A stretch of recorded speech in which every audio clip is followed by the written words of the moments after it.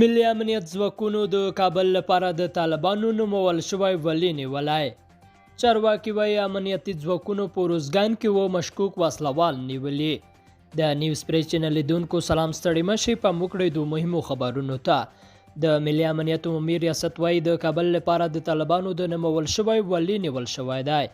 دغه ریاست نن په اعلامیه کې ویل محمد چې په حجي لاله مشهور و د میدان وردګ، ننګرهار، لوګر، پروان او کابل لپاره د پوځي مسؤل په توګه دنده ترسره کوله. د اعلامیې په وینا دغه مشکوک کس په دغو 5 ولایتونو کې د هدفي وژنو، ترورونو او ناامنیو په اړه د طالبانو نورو مشرانو ته لارښوونې کولې. وسلوالو طالبانو لا د دې موضوع په اړه تفسیران نه ده کړې. بلخوا د ورزګان ولي وایي امنیتي ځواکونو په خپلو عملیاتو کې وطنه مشکوک وسلوال، نشي توکي او ماینونه نیولي دي.